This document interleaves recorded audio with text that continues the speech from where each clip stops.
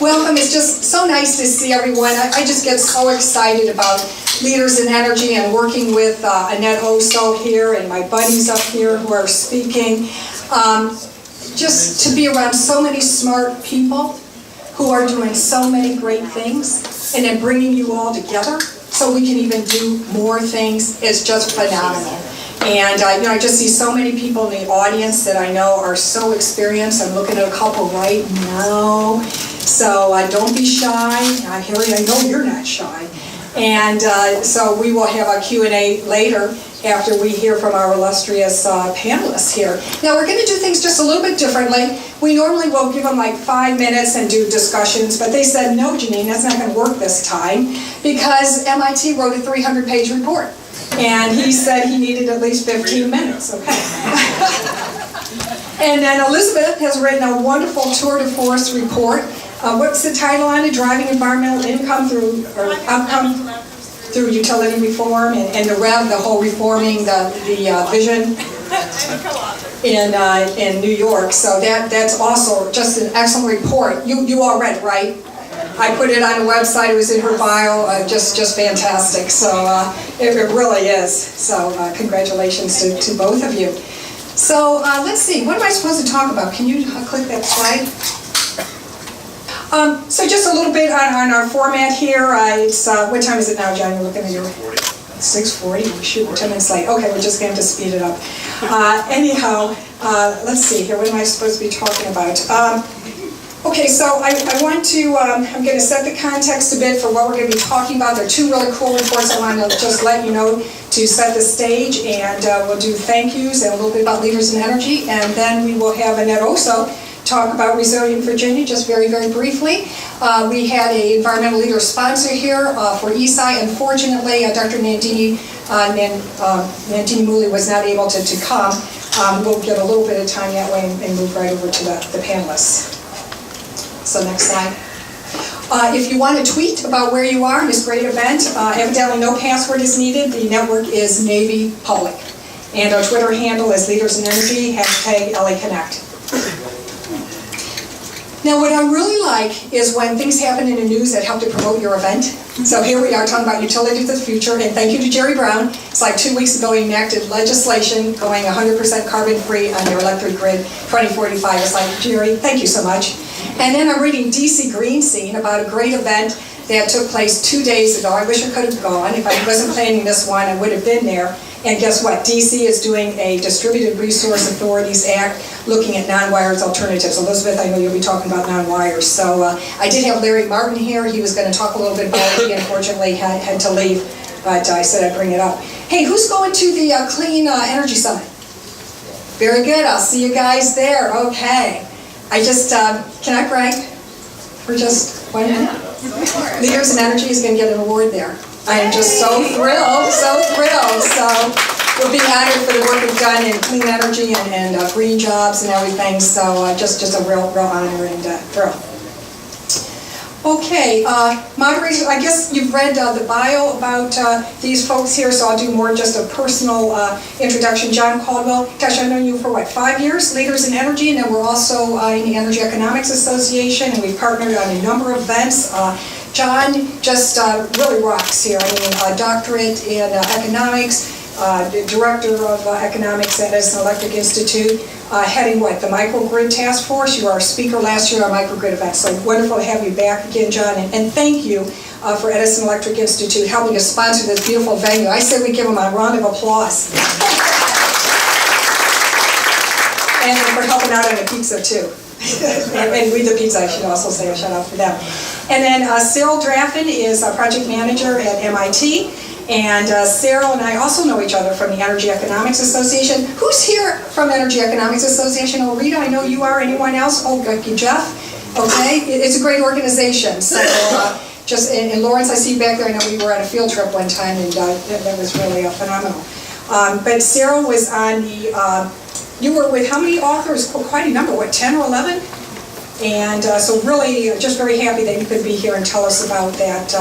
Report with what, 30 recommendations, something like that? Okay, but you're going to give the highlights, right? And then Elizabeth is so neat because I met Elizabeth's co-author through LinkedIn, of course. We started from LinkedIn, and Farrah Ukar is a co-author with you on the report. Yes. And I know I met him when I was working on my own report, Greening of U.S. Utilities, so just so nice to connect. Okay, next slide. Okay, I'm just going to run through this real quickly, but I know we're here in D.C. and everyone knows about Energy Information Administration, but are people familiar also with the International Energy Agency, which is based in Paris? Because I really kind of use that as my North Star in terms of looking at energy statistics and when they talk about moving to a more sustainable energy system. So I highly recommend that you look at the report. The next one. And if anyone has looked at the report, they've got two scenarios that they just did, the new policy scenario and a sustainable development scenario. And I guess I was just a little bit concerned because the new policy scenario, energy demand would still grow 30%, which is equivalent to another India and China. And this is even if we still honor all the commitments under Paris. It's like, whoa, that's not looking too good.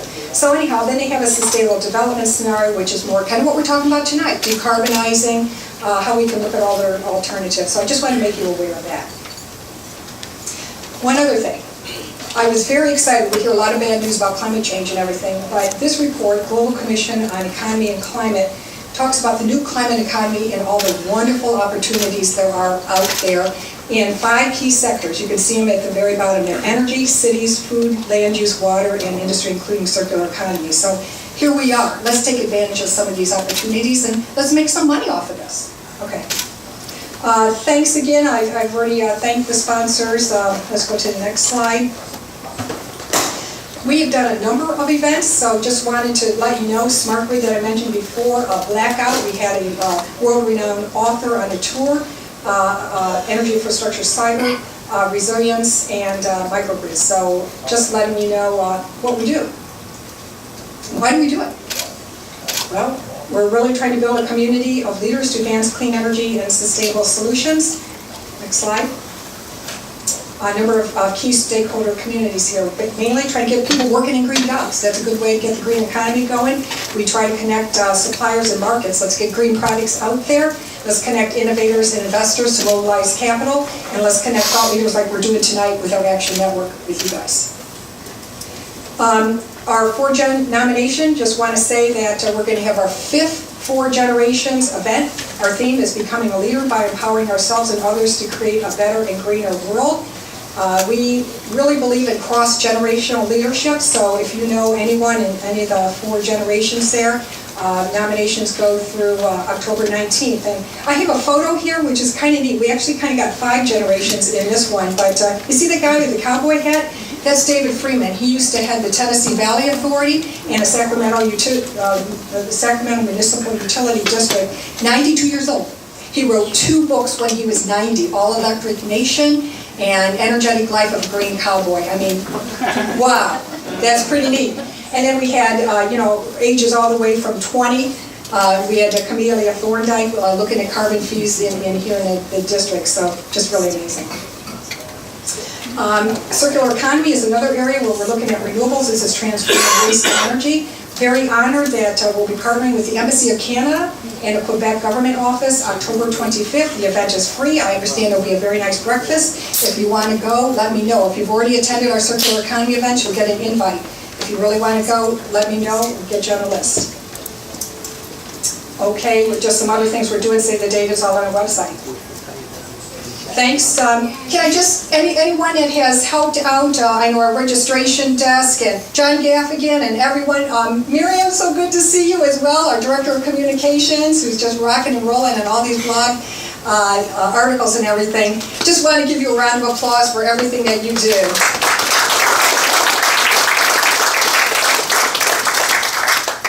It really does take a small army to do this kind of thing. And I guess one last thank you, and that is to all of you here. Thank you for coming. Thank you for supporting our events. We really need you.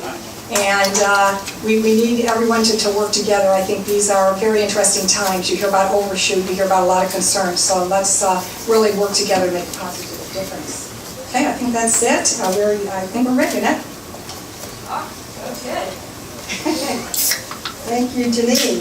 Well, we're happy that this is the third joint event we're doing with Leaders in Energy. It's a great time for me to do something related to energy. So I work in the green building area, I work kind of in the environmental space, but now we're Resilient Virginia. So it's nice to get back to what are my roots, which is working in the energy area. So last year we had an exciting and wonderful effort. John Caldwell helped us with the microgrid event, and so this is kind of a follow-on.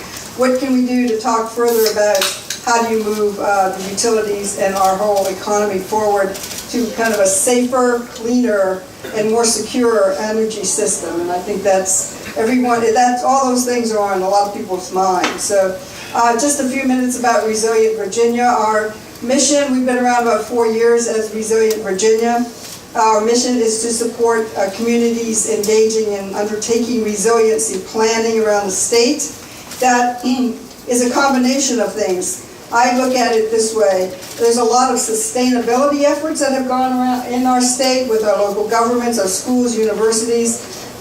We need to combine all those things with have them talk to the emergency management and mitigation planning people in our state, because as we can see from Hurricane Florence and other things, there's more and more extreme weather events that are coming our way. And the third piece of resiliency in my mind is really looking into the future, because when you're recovering or looking at what are your extreme risks and ongoing challenges, you really have to be able to say, we cannot use the old paradigm anymore, whether it's energy production or in distribution, or it's looking at all the stormwater management efforts that will have to be increased. And another very, very important thing is maintaining our food supply, food security being something we should be all thinking about. Thus, we're doing the Rural Resiliency Forum October 23rd in Virginia, and if that is something that folks are interested in, please look at our website. There's some flyers in the back about that. But it is an effort to start to bring together people in our state who are involved with sustainable agriculture and forestry practices, maintaining and supporting natural resources, and then again, the third piece of that is emergency preparedness, and getting folks basically to talk to each other, plan together so that there's more ability to withstand whatever might be coming our way in terms of extreme weather, droughts, or whatever the future may hold. I think it's very important, and we talked to a whole range of agricultural folks. Everyone recognizes the importance of maintaining a local food supply, and that's really something that we all in our states have to really think about as we go forward. So I'll leave it at that. Nice to have all of you here. Great to talk to folks. Thanks. Thank you so much, Annette, and everyone will be happy to know that we're exactly on time.